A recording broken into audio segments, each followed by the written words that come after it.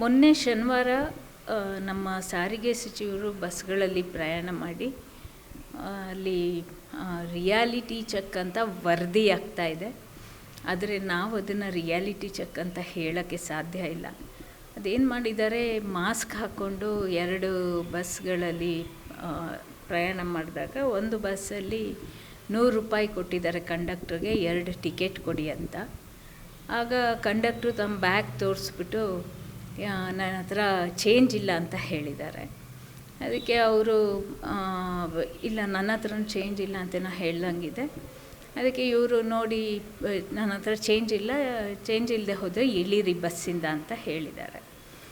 ಆದರೆ ಅವರು ಬಸ್ಸಿಂದ ಇಳಿದುಬಿಟ್ಟು ಇವ್ರನ್ನ ಅಮಾನತು ಮಾಡಬೇಕು ಅಂತ ಆದೇಶ ಕೊಟ್ಟಿದ್ದಾರೆ.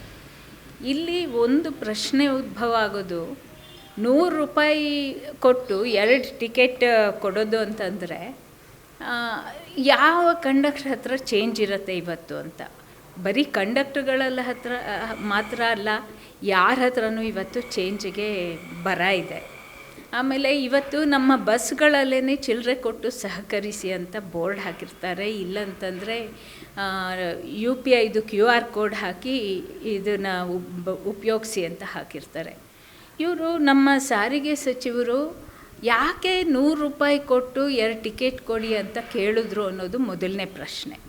ಇದನ್ನು ನಮ್ಮ ಕಂಡಕ್ಟ್ರುಗಳನ್ನ ಪರೀಕ್ಷೆ ಮಾಡೋಕ್ಕೆ ಅಂತನೋ ಅಥವಾ ಟಾರ್ಗೆಟ್ ಮಾಡೋಕ್ಕೆ ಅಂತನೋ ಅಥವಾ ಅವ್ರಿಗೆ ಶಿಕ್ಷೆ ಕೊಡಲೇಬೇಕು ಅನ್ನೋ ಒಂದು ಉದ್ದೇಶದಿಂದ ಈ ಥರ ಮಾಡಿದ್ದಾರೆ ಅನ್ನೋದು ನಮಗೆ ಇರೋವಂಥ ಪ್ರಶ್ನೆ. ಯಾಕೆ ಈ ಥರ ಮಾಡ್ತಾಯಿದ್ದಾರೆ? ಅವರ ಸಮಸ್ಯೆಗಳನ್ನ ಕೇಳೋದು ಬಿಟ್ಟು ಈ ಥರದ ಒಂದು ಈ ಥರ ಏನು ಟಾರ್ಗೆಟ್ ಮಾಡೋ ಅಂಥದ್ದು ಯಾಕೆ ಮಾಡ್ತಿದ್ದಾರೆ ಅಂತ ಅವರಲ್ಲಿ ಕೇಳೋಕ್ಕೆ ನಾವು ಇಷ್ಟಪಡ್ತೀವಿ. ಎರಡನೇದು, ಇನ್ನೊಂದು ಬಸ್ಸಿಗೆ ಹೋಗ್ಬಿಟ್ಟು ಅಲ್ಲಿ ಅವರು ನಮಗೆ ಇವಾಗ ಮಾಹಿತಿ ಸಿಕ್ಕಿರೋದೇನು ಅಂತಂದರೆ, ಅಲ್ಲಿ ಯಾವುದೋ ಒಂದು ಫನ್ ವರ್ಲ್ಡ್ ಅಂತ ಇದೆ, ಅಲ್ಲಿ ಅದ್ರ ಮುಂದೆ ಯಾರೋ ಕೈ ತೋರಿಸಿದ್ರಂತೆ, ಬಸ್ ನಿಲ್ಲಿಸಲಿಲ್ಲ ಅನ್ನೋದು ಒಂದು ಆರೋಪ. ಅಲ್ಲಿ ಆ್ಯಕ್ಚುಲಾಗಿ ನಮ್ಮ ಫಾರಮ್ 4 ಪ್ರಕಾರ ಅದು ಬಸ್ ಸ್ಟಾಪ್ ಅಲ್ಲವೇ ಅಲ್ಲ. ಅಲ್ಲಿ ಬಸ್ ಸ್ಟಾಪ್ ಅಲ್ಲದೆ ಇರೋ ಕಡೆ ನಮ್ಮ ಬಸ್ಗಳು ನಿಲ್ಲಿಸೋಕ್ಕೆ ಸಾಧ್ಯ ಇಲ್ಲ. ಸೊ ಅದಕ್ಕೆ ಮುಂದೆ ಹೋಗಿದ್ದಾರೆ ನಮ್ಮ ಡ್ರೈವರು.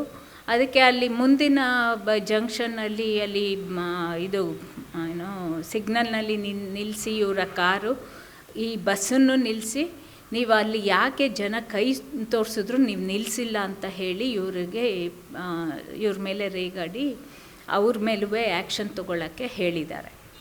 ನಾವಿಲ್ಲಿ ಕೇಳೋ ಅಂಥದ್ದು, ನಮ್ಮ ಮಾನ್ಯ ಸಾರಿಗೆ ಸಚಿವರಿಗೆ ನಮ್ಮ ಸಂಸ್ಥೆಯ ನಿಯಮಾವಳಿಗಳನ್ನು ಸ್ವಲ್ಪ ತಿಳ್ಕೊಬೇಕು. ಅವರು ತಿಳ್ಕೊಂಡು ಈ ಥರದ ಕ್ರಮಗಳನ್ನ ಕೈಗೊಳ್ಳೋಕ್ಕೆ ಆದೇಶ ನೀಡಬೇಕು. ಮತ್ತು ಇಲ್ಲಿ ಮೊದಲನೇದಾಗಿ ನಾವು ಅವ್ರಿಗೆ ಹೇಳೋದು, ನೋಡಿ, ನಾವು ನಮ್ಮ ಜಂಟಿ ಕ್ರಿಯಾ ಸಮಿತಿಯಿಂದ 1 ತಿಂಗಳು ಅವ್ರು ಬಂದ ತಕ್ಷಣವೇ ಹೋಗಿ ಅವ್ರನ್ನ ಭೇಟಿ ಮಾಡಿ ನಮ್ಮ ಸಾರಿಗೆ ನೌಕರರ ಸಮಸ್ಯೆಗಳ ಬಗ್ಗೆ ಚರ್ಚೆ ಮಾಡೋಕ್ಕೆ, ನಮ್ಮ ಜೊತೆ ಚರ್ಚೆ ಮಾಡೋಕ್ಕೆ ಒಂದು ಸಭೆ ಕರೀರಿ ಅಂತ ಹೇಳಿದ್ದೀವಿ. ಅವ್ರು ಕರಿತೀವಿ ಅಂತಲೂ ಕೂಡ ಹೇಳಿದರು. ಆದರೆ ಇಲ್ಲಿವರೆಗೂ ಯಾವುದೇ ಸಭೆಗಳನ್ನೂ ಅವ್ರು ಕರೆದಿಲ್ಲ. ನಮ್ಮ ಸಾರಿಗೆ ನೌಕರರು, ಅದರಲ್ಲೂ ಕೂಡ ಕಂಡಕ್ಟರ್ಗಳು ಮತ್ತು ಡ್ರೈವರ್ಗಳು ಹೇಗೆ ಕೆಲಸ ಮಾಡ್ತಿದ್ದಾರೆ ಅನ್ನೋದು ಇವರಿಗೆ ಗೊತ್ತಿದೆಯೋ ಗೊತ್ತಿಲ್ವೋ ನಮಗೆ ಗೊತ್ತಿಲ್ಲ. ಅವರು ಅದರಲ್ಲೂ ನೈಟ್ ಹಾಲ್ಟ್ ಮಾಡೋ ಅಂಥ ನಮ್ಮ ಕಂಡಕ್ಟ್ರ್ ಮತ್ತು ಡ್ರೈವರ್ಗಳು ಯಾವ ಥರ ಅವರು ಮಲಗ್ತಾ ಇದ್ದಾರೆ, ಎಲ್ಲಿ ಮಲಗ್ತಾ ಇದ್ದಾರೆ, ಬಸ್ಗಳಲ್ಲಿ ಯಾವ ಕಂಡೀಷನ್ನಲ್ಲಿ ಮಲಗ್ತಾ ಇದ್ದಾರೆ, ಅದನ್ನೆಲ್ಲ ಇವ್ರು ನೋಡಿಬಿಟ್ರೆ ನಿಜವಾಗ್ಲೂ ಅವ್ರು ಈ ಥರದ ಆದೇಶಗಳನ್ನ ಹೊರಡಿಸ್ತಿದ್ರೋ ಇಲ್ವೋ ನನಗೆ ಗೊತ್ತಿಲ್ಲ. ಯಾಕೆಂದರೆ ಒಂದು ಮನುಷ್ಯತ್ವ ಬೇಕು. ಈ ನಮ್ಮ ಕಂಡಕ್ಟರ್ ಡ್ರೈವರ್ಗಳು ಹೇಗೆ ಕೆಲಸ ಮಾಡ್ತಾಯಿದ್ದಾರೆ, ಶಕ್ತಿ ಯೋಜನೆಯಲ್ಲಿ ಹೇಗೆ ಕೆಲಸ ಮಾಡ್ತಿದ್ದಾರೆ, ಆಮೇಲೆ ನಾನು ಹೇಳಿದ್ನಲ್ಲ ನೈಟ್ ಹಾಲ್ಟಲ್ಲಿ ಕೆಲಸ ಮಾಡೋ ಅಂಥ ನಮ್ಮ ನೌಕರರು ಎಷ್ಟು ಅವರು ಸೊಳ್ಳೆ ಕೈ ಕಚ್ಚಿಸ್ಕೊಂಡು ಅಥವಾ ಅವರಿಗೆ ಯಾವುದೇ ಥರದ ತಂಗುದಾಣಗಳಿರೋದಿಲ್ಲ, ರೆಸ್ಟ್ ರೂಮ್ಗಳಿರೋದಿಲ್ಲ, ಎಲ್ಲೋ ಹೇಗೋ ಕೆಲಸ ಮಾಡ್ತಾಯಿದ್ದಾರೆ. ಆಮೇಲೆ ಈವನ್ ನಮ್ಮ ಬೆಳಗ್ಗೆಯಿಂದ ಬೇರೆ ಬೇರೆ ಶಿಫ್ಟ್ಗಳಲ್ಲಿ ಕೆಲಸ ಮಾಡೋ ಅಂಥವರಿಗೆ ಸರಿಯಾದ ವಾಶ್ರೂಮ್ಗಳು ಸಿಗೋದಿಲ್ಲ, ಸರಿಯಾದ ರೆಸ್ಟ್ ರೂಮ್ಗಳಿರೋದಿಲ್ಲ. ಆಮೇಲೆ ನಮ್ಮ ಹೆಣ್ಮಕ್ಳು ಕೆಲಸ ಮಾಡೋ ಅಂಥ ಕಡೆಯೂ ಕೂಡ ಅವ್ರಿಗೆ ಯಾವುದೇ ಥರದ ಫೆಸಿಲಿಟೀಸ್ ಇರೋದಿಲ್ಲ. ಎಲ್ಲ ನಮ್ಮ ಕಾನೂನನ್ನು ಕೂಡ ಇವರು ಉಲ್ಲಂಘನೆ ಮಾಡ್ತಾ ಇದ್ದಾರೆ ನಮ್ಮ ಡಿಪಾರ್ಟ್ಮೆಂಟ್ನಲ್ಲಿ. ಇದು ಯಾವುದೂ ನೋಡದೇ ಇರೋವಂಥ ಸಚಿವರು ಯಾವುದೋ ಒಂದು ಚಿಲ್ಲರೆ ಇಲ್ಲ ಅನ್ನೋ ಕಾರಣಕ್ಕಾಗಿ ಅವರು ನಿಜವಾಗ್ಲೂ ಅದೇ ಹೇಳಿರೋ ಅಂಥದ್ದು ಕಂಡಕ್ಟ್ರು, ಅವರೇನು ಸುಳ್ಳು ಹೇಳಿಲ್ಲ. ಇಂಥದ್ದನ್ನು ಇಟ್ಕೊಂಡು ಅವ್ರನ್ನ ಸಸ್ಪೆಂಡ್ ಮಾಡಿ ಅಂತ ಹೇಳೋ ಅಂಥ ಅದನ್ನು ಮಾಡ್ತಾರೆ ಅಂತಂದರೆ ಯಾಕೆ ಈ ಥರ ಮಾಡ್ತಾಯಿದ್ದಾರೆ ನಮ್ಮ ಸಾರಿಗೆ ಸಚಿವರು? ಇದನ್ನು ಬಹುಶಃ ಅವರು ಅರ್ಥ ಮಾಡ್ಕೋಬೇಕು. ನಮ್ಮ ಸಾರಿಗೆ ನೌಕರರ ಪರಿಸ್ಥಿತಿಯನ್ನು ಅರ್ಥ ಮಾಡ್ಕೋಬೇಕು. ಅವರು ಹೇಗೆ ಜೀವನ ಮಾಡ್ತಿದ್ದಾರೆ ಇವತ್ತು ಇವ್ರು ಕೊಡೋ ಸಂಬಳದಲ್ಲಿ ಅನ್ನೋದನ್ನು ಅರ್ಥ ಮಾಡ್ಕೋಬೇಕು. ಏಕೆಂದರೆ ಇವತ್ತು ವೇತನ ಹೆಚ್ಚಳ ಮಾಡಿ ಅಂತ ನಾವು 2.5 ವರ್ಷದಿಂದ ಮಾತುಕತೆಗಳನ್ನ ಮಾಡಿದ್ದೀವಿ ಇದೇ ಸರ್ಕಾರದ ಜೊತೆ. ಆವಾಗ ಇವರಿಲ್ಲದೆ ಇರ್ಬೋದು ಸಾರಿಗೆ ಸಚಿವರಾಗಿ, ಅದು ಬೇರೆ ಪ್ರಶ್ನೆ. ಆದರೆ ಇವತ್ತು ಇವರು ಬಂದ ಮೇಲೂ ಕೂಡ 12.5% ವೇತನ ಹೆಚ್ಚಳ ಮಾಡ್ತೀವಿ ಅಂತ ಹೇಳಿ ಆದೇಶ ಹೊರಡಿಸಿ ಇವಾಗ ಅದನ್ನು ಜಾರಿ ಮಾಡೋಕ್ಕೆ ಹೊರಟಿದ್ದಾರೆ. ಆದರೆ ನಾವು ಹೈಕೋರ್ಟಲ್ಲಿ ನಾವು ಅದನ್ನು ಪ್ಲೀಡ್ ಮಾಡ್ತಾ ಇದ್ದೀವಿ, ವಾದ ಮಾಡ್ತಾ ಇದ್ದೀವಿ. ನಾವು ಕೇಳಿದ್ದು 25%, ಅದು 2.5 ವರ್ಷದ ಹಿಂದೆ ಕೇಳಿದ್ದು.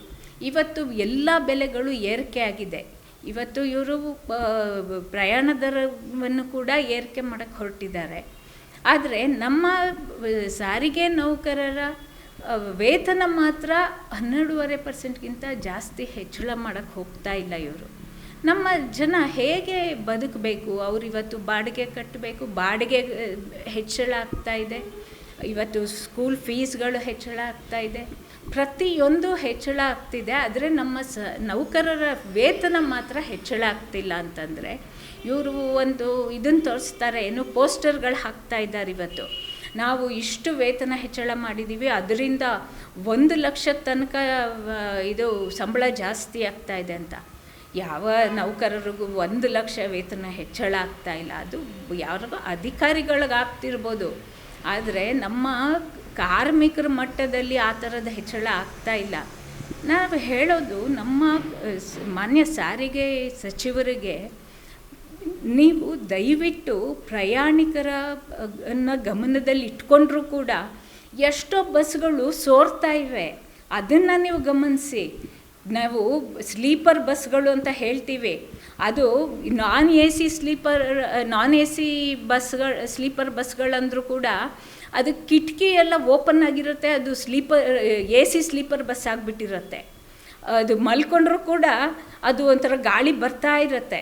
ಸೊ ಅಂಥ ಬಸ್ಗಳನ್ನ ನೀವು ರಿಪೇರಿ ಮಾಡಿಸೋದು ಅಥವಾ ಬದಲಾಯಿಸೋದು, ಈ ಥರದ್ರ ಬಗ್ಗೆ ದಯವಿಟ್ಟು ಯೋಚನೆ ಮಾಡಿ.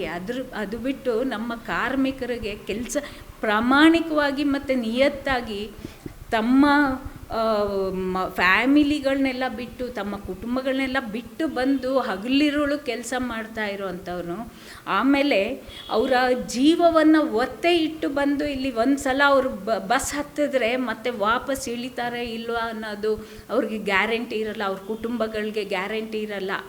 ಅಂಥ ಪರಿಸ್ಥಿತಿಗಳಲ್ಲಿ ಕೆಲಸ ಮಾಡ್ತಾ ಇರೋ ನಮ್ಮ ಕಾರ್ಮಿಕರ ಮೇಲೆ ಸುಮ್ಮನೆ ಈ ಥರದ ಆರೋಪಗಳನ್ನ ಹೊರಿಸಿ ಅವ್ರ ಮೇಲೆ ಆ್ಯಕ್ಷನ್ ತಗೊಳ್ಬೇಡಿ ಅಂತ ಹೇಳಿ ಅವರ ಸಮಸ್ಯೆಗಳನ್ನ ಆಲಿಸಿ ಅಂತ ಕೇಳ್ಕೊಳ್ತಾ, ನೀವು ಇಂಥ ಒಂದು ಆದೇಶಗಳನ್ನ ಏನು ತಗೊಳ್ಳೋಕ್ಕೆ ಒಂದು ಆದೇಶ ಮಾಡಿದ್ದೀರಾ ಅದನ್ನು ವಾಪಸ್ ತಗೊಳ್ಬೇಕು ಅಂತ ನಾವು ಇಲ್ಲಿ KSRTC staff and workers federation ಪರವಾಗಿ ನಾವಿಲ್ಲಿ ತಮ್ಮನ್ನು ಈ ಮೂಲಕ ತಮ್ಮ ಚಾನಲ್ ಮೂಲಕ ನಾವು ಆಗ್ರಹಿಸ್ತಾ ಇದ್ದೀವಿ. ಹಾಗಾಗಿ ಇದನ್ನು ದಯವಿಟ್ಟು ಇಂಥ ಒಂದು ಇದನ್ನು ಮುಂದೆ ಮಾಡಬೇಡಿ. ಮತ್ತು ಸಾರಿಗೆ ಸಚಿವರನ್ನ ನಾವು ಕೇಳ್ಕೊಳ್ಳೋದು, ಇದನ್ನು ಈ ಥರದ ಇದೊಂದು ನಮಗೆ ಜನ ಏನು ಮಾತಾಡ್ಕೊಳ್ತಿದ್ದಾರೆ ಅಂದರೆ, ಇದು ಒಂಥರ ಸಾರಿಗೆ ಸಚಿವರು ಚೀಪ್ ಗಿಮಿಕ್ಸ್ ಮಾಡ್ತಿದ್ದಾರೆ ಅಂತ ಜನ ಮಾತಾಡ್ಕೊಳ್ತಾ ಇದ್ದಾರೆ. ಆಮೇಲೆ ಇದು ಸರ್ಕಾರಕ್ಕೂ ತುಂಬ ಕೆಟ್ಟ ಹೆಸರು ಬರುತ್ತೆ ಇದರಿಂದ. ಹಾಗಾಗಿ ಇದ್ರ ಬದಲಿಗೆ ನೀವು ನಮ್ಮ ಸಂಘಟನೆಯ ಜೊತೆ ಜಂಟಿ ಕ್ರಿಯಾ ಸಮಿತಿ ಜೊತೆ ಕೂತ್ಕೊಂಡು ಸಾರಿಗೆ ನೌಕರರ ಪರಿಸ್ಥಿತಿ ಏನಿದೆ, ಸಮಸ್ಯೆ ಏನಿದೆ, ಅದ್ರ ಬಗ್ಗೆ ಚರ್ಚೆ ಮಾಡಿ ಅದನ್ನು ನಿವಾರಿಸೋದು ಹೇಗೆ ಅನ್ನೋದ್ರ ಬಗ್ಗೆ ಚರ್ಚೆ ಮಾಡಿ ನಾವು ಕೂಡ ಒಳ್ಳೆ ನಿಮಗೆ ಸಲಹೆ ಸೂಚನೆಗಳನ್ನ ಕೊಡ್ತೀವಿ. ಹಾಗೆಯೇ ಈ ಸಂಸ್ಥೆನ ಹೇಗೆ ಬೆಳೆಸಬೇಕು ಅನ್ನೋದ್ರ ಬಗ್ಗೆ ಕೂಡ ನಾವು ನಿಮಗೆ ಸೂಚನೆಗಳನ್ನ ಕೊಡ್ತೀವಿ, ಸಲಹೆಗಳನ್ನ ಕೊಡ್ತೀವಿ. ಇದನ್ನು ದಯವಿಟ್ಟು ನಮ್ಮ ಸಭೆ ಕರೆದು ಮಾತಾಡಿ ಅಂತ ಈ ಮೂಲಕ ಕೇಳ್ಕೊಳ್ತಾ ಇದ್ದೀವಿ. ಅದನ್ನು ಜನ ಹಾಗೆ ಹೇಳ್ತಾ ಇದ್ದಾರೆ, ಜನ ಹಾಗೆ ಮಾತಾಡ್ತಾ ಇದ್ದಾರೆ. ಯಾಕೆಂದರೆ ಬೇಕಾದಷ್ಟು ಜನ ಇವತ್ತು ಸಾಮಾಜಿಕ ಮಾಧ್ಯಮಗಳಲ್ಲಿ ಇವತ್ತು ಅದೇ ಥರ ಮಾತಾಡ್ತಾ ಇದ್ದಾರೆ. ಏಕೆಂದರೆ ಸುಮ್ಮನೆ ಬಸ್ ಹತ್ತು ಹೋಗೋದು, ಆಮೇಲೆ ಬಸ್ ಹತ್ತು ಹೋಗೋದು ಮಾತ್ರ ಅಲ್ಲ, ಅದರ ಹಿಂದೆ ಕ್ಯಾಮ್ರಾಗಳಿದ್ದಾವೆ, ಅದನ್ನು ಒಂದು ಶೂಟಿಂಗ್ ಮಾಡ್ತಾ ಇದ್ದಾರೆ, ಅದನ್ನು ಜನ ಮಾತಾಡ್ತಾ ಇದ್ದಾರೆ. ಇದು ಎಲ್ಲೋ ಒಂಥರ ಪ್ರಚಾರಕ್ಕಾಗಿ ಮಾಡ್ತಾ ಇದ್ದಾರೆ ಅಂತ. ಅದಕ್ಕೆ ನಾವು ಹೇಳೋದೇನಂತಂದರೆ ನಿಜವಾದ ಸಮಸ್ಯೆಗಳಿದೆಯಲ್ಲ, ಎಷ್ಟೋ ಕಡೆ ಬಸ್ಗಳಿಲ್ಲ, ಎಷ್ಟೋ ಹಳ್ಳಿಗಳಿಗೆ ಬಸ್ಗಳಿಲ್ಲ. ಆಮೇಲೆ ಈವನ್ ಬೆಂಗಳೂರಿನಲ್ಲೂ ಕೂಡ ಎಷ್ಟೋ ಏರಿಯಾಗಳಿಗೆ ಬಸ್ಗಳಿಲ್ಲ, ಸರಿಯಾದ ಟೈಮ್ಗಳಿಗೆ ಬಸ್ಗಳಿಲ್ಲ. ಆಮೇಲೆ ನಮ್ಮ ಸಾರಿಗೆ ನೌಕರರಿಗೂ ಕೂಡ ಫಾರಮ್ 4 ಅನ್ನೋದು ಒಂದು ಬ್ರಹ್ಮರಾಕ್ಷಸ ಥರ ಅದು ಕಾಡ್ತಾ ಇದೆ. ಅಂದರೆ ಯಾವ ರೂಟ್ಗೆ ಎಷ್ಟು ಸಮಯದಲ್ಲಿ ಅದನ್ನು ಕವರ್ ಮಾಡಬೇಕು ಅನ್ನೋದೊಂದು ಇದೆ. ಹಾಗಾಗಿ ನಮ್ಮ ಕಾರ್ಮಿಕರಲ್ಲಿ ಕಂಡಕ್ಟರ್ಗಳು ಮತ್ತು ಡ್ರೈವರ್ಗಳಿಗೆ ಒಂದು ಕಾಫಿ ಟೀ ಕುಡಿಯೋಷ್ಟು ಕೂಡ ಸಮಯ ಸಿಗೋದಿಲ್ಲ, ಊಟ ಮಾಡೋಕ್ಕೂ ಕೂಡ ಸಮಯ ಸಿಗೋದಿಲ್ಲ, ಕೊನೆಗೆ ವಾಶ್ರೂಮ್ಗೆ ಹೋಗಿ ಬರೋ ಅಷ್ಟು ಅವ್ರಿಗೆ ಸಮಯ ಸಿಗೋದಿಲ್ಲ. ಸೊ ಇಂಥದ್ದೆಲ್ಲ ಸಮಸ್ಯೆಗಳಿದೆ.